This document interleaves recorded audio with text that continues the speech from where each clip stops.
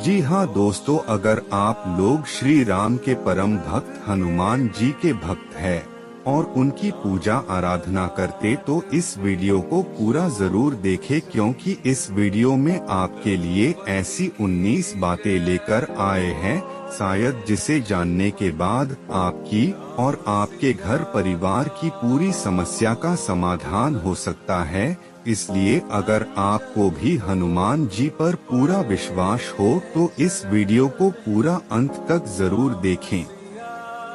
आइए वीडियो को शुरू करते हैं। हनुमान जी की पूजा करने के फायदे।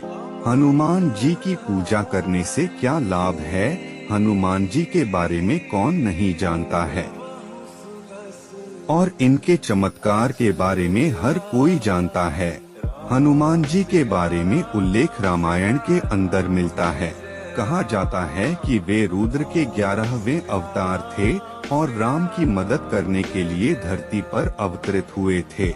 हनुमान जी उन संतों में से एक थे जिनको अमरत्व मिला था। हनुमान जी ने ही राम की लंका पर विजय प्राप्त करने में काफी मदद की थी। राम जब वन में भटक रहे थे तब हनुमान जी ने ही सुग्रीव से उनकी मित्रता करवाई थी। गणना के अनुसार हनुमान जी का जन्म 58,112 वर्ष पहले त्रेतायुग के अंतिम चरण में चैत्र पूर्णिमा को मंगलवार के दिन चित्रा नक्षत्र व मेष लग्न के योग में सुबह 6:03 बजे भारत देश में आज के झारखंड राज्य के गुमला जिले के आंजन नाम के एक गांव के अंदर हुआ था। हनुमान जी बचपन से ही बलशाली और महापराक्रमी थे, जिनके बारे में अनेक कथाएं प्रचलित हैं। हनुमान जी की माता का नाम अंजनी था और वह अपने एक जन्म में अप्सरा थी। इसके अलावा हनुमान जी के पिता का नाम केसरी था, वानर जाति के थे वे। हनुमान जी को आंजनाय और केसरी नंदन आदि नामों से पुकारा जाता है। यदि हनुमान जी के जन्म के बारे में बात करें तो यह भी काफी रोचक था। एक कथा के अनुसार अयोध्या के राजा दशरथ अपनी पत्नियों के साथ पुत्र प्राप्ति के लिए हवन कर रहे थे। हवन समाप्त होने के बाद गुरु ने प्रासद के रूप में खीर तीनों रानियों की दी। उसके बाद एक रानी की खीर को कौआ लेकर उड़ गया और एक पेड़ के नीचे बैठी अंजना तपस्या कर रही थी। उसने यह खीर को प्रसाद समझकर खा लिया। उसके बाद हनुमान जी का जन्म हुआ। हनुमान जी के बारे में यह कहा जाता है कि वे आज भी मौजूद हैं, उनकी मौत नहीं हुई। वे सशरीर ही कहीं पर चले गए, जिनके बारे में आज तक किसी को यह पता नहीं चला कि वे कहाँ गए। हनुमान जी एक देव के रूप में भी पूजे जाते हैं और करोड़ों लोग इस दुनिया के अंदर उनके भगत भी हैं। हनुमान जी अपने भक्तों का बहुत अधिक ध्यान रखते हैं। यदि आप भी हनुमान जी के भगत हैं, उनकी पूजा करते हैं, तो आपको पता होगा कि वे संकट हरने वाले हैं। संकट हरने वाले को हनुमान कहते हैं। नीम करोली बाबा के बारे में यह कहा जाता है कि उनको हनुमान जी ने साक्षात दर्शन दिए थे। इसके अलावा भी हनुमान जी के अनेक भगत हैं जिनको वे दर्शन देते रहते हैं। यदि आपके अंदर हनुमान जी के प्रति अधिक श्रद्धा होगी तो वे आपको भी जरूर दर्शन देंगे। हनुमान जी अपने भक्तों का सभी तरह का कष्ट कर लेते हैं और सालासर के अंदर हनुमान जी का मेला लगता है, जहां पर दुनिया भर के भगतगण पैदल ही यात्रा पर आते हैं और बाबा के दर्शन करके जाते हैं। यदि आप भी हनुमान जी के भगत हैं, तो आप भी बाबा के दर्शन करने के लिए पैदल गए होंगे। आपने देखा होगा कि उस समय लाखों लोग पैदल ही बाबा के दर्शन करने के लिए जाते हैं और हर जगह पर भक्तों के लिए लोग खाने पीने की चीजों की व्यवस्था करते हैं और भक्तों के आराम करने के लिए भी पूरी व्यवस्था होती है। यदि आप सालासर पैदल गए होंगे तो आपको पता ही होगा कि वहाँ पर कितने अधिक लोग आते हैं।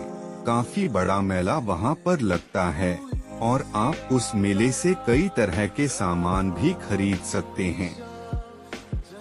वैसे मैं आपको बता दूं कि मैं सालासर तो कई बार गया हूँ, लेकिन पैदल कभी भी सालासर नहीं गया। हाँ, बस के अंदर सफर किया है। लेकिन जो पैदल सालासर जाते हैं उनका अलग ही मजा होता है। हनुमान जी की पूजा करने के फायदे। जीवनदान देते हैं हनुमान जी। दोस्तों, हनुमान जी जीवनदान देते हैं। यदि आप अपने आसपास पता करेंगे तो आपको यह पता चलेगा कि हनुमान जी ऐसे हैं जो मरते हुए इंसान को वरदान देते हैं और उसके जीवन को वापस कर देते हैं। ऐसे ही हैं महापराक्रमी हनुमान जी। हम आपको यहाँ पर हनुमान जी के जीवनदान से जुड़ी कई अद्भुत घटनाओं के बारे में उल्लेख करेंगे। सबसे पहली घटना है हमारे यहाँ की एक किसना नाम की महिला थी, जिसके 2 बेटे थे। एक बेटे का नाम महेंद्र था। वह बहुत अधिक भयंकर बीमार था। किसना ने अपने बेटे कई जगह पर दिखाया, लेकिन उसके बाद भी वह बीमार रहा। सब डॉक्टरों ने कहा कि अब वह नहीं बचने वाला। तो उसके बाद एक रुक्मणी नामक महिला बालाजी की पूजा करती थी। उसको बालाजी ने कहा कि किसना का बेटा एकदम से सही हो जाएगा, सालासर इसको धुका कर ले आना। और उसके बाद मरता हुआ किसना का बेटा ठीक हो गया। यह पहली घटना हमारी नजर में आई और आज तक वह व्यक्ति सकुशल घूम रहा है।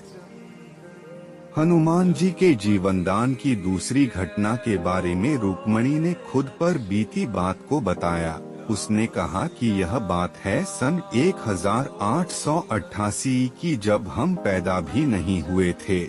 उस वक्त रुक्मणी पर किसी ने तांत्रिक प्रयोग किया और उस दिन रुक्मणी के प्राण निकल गए।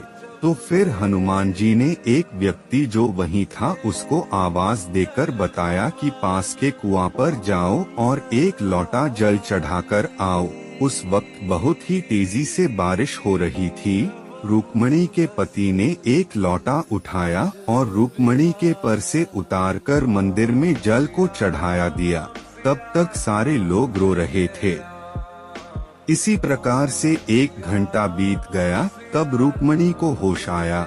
होश में आने के बाद रुक्मणी ने पूछा कि उसके साथ क्या हुआ था, क्योंकि उसको कुछ भी याद नहीं था। पास रो रहे लोगों ने उसे बताया कि वह मर गई थी। इस प्रकार से हनुमान जी के जीवनदान देने की दूसरी घटना हमारे प्रकाश में आई थी। और एक घटना मेरे साथ भी घटी थी। यह बात है जब मैं 4 साल का था। उस वक्त किसी ने तांत्रिक क्रिया की और उसकी मदद से मुझे मारने का प्रयास किया। तांत्रिक क्रिया की वजह से मैं 24 घंटे तक बेहोशी की तरह पड़ा रहता था। उसके बाद हनुमान जी ने अपने एक भगत को आवाज देकर बताया कि बालक ठीक हो जाएगा, इसे कोई भी खतरा नहीं होगा। लेकिन यह 2 साल तक इसी प्रकार से कभी होश में तो कभी बेहोशी की तरह रहेगा। चिंता करने की कोई बात नहीं है। और आज आप देख सकते हैं कि उसके बाद मुझे किसी भी प्रकार की कोई समस्या नहीं हुई। हनुमान जी लोगों को जीवनदान देते हैं। यदि आपके यहाँ पर हनुमान जी की पूजा होती है तो आपको भी कई ऐसे लोग मिल जाएंगे जिनको हनुमान जी ने जीवनदान दिया है। यदि आपके पास भी इसी प्रकार की कोई घटना है तो आप हमारे साथ शेयर कर सकते हैं। खैर, यदि आप हनुमान जी के भगत हैं तो आपको पता ही होगा कि हनुमान जी अपने भक्तों की सदैव रक्षा करते हैं। जय श्री राम। दोस्तों, अगर आप इसके आगे की कहानी को सुनना चाहते हैं तो वीडियो को एक लाइक कर चैनल को सब्सक्राइब जरूर करें। और हाँ, आगे की वीडियो में बताई गई बातों को अगर अपने जीवन में उतारते हैं तो वाकई में आपके और आपके परिवार का जीवन सफल हो सकता है। और आगे की 19 बातें जानने के लिए स्क्रीन पर दिख रहे वीडियो पर क्लिक करें और चैनल को सब्सक्राइब करना ना भूलें, क्योंकि इस तरह की वीडियो बनाने में बहुत मेहनत लगती है। जय श्री राम।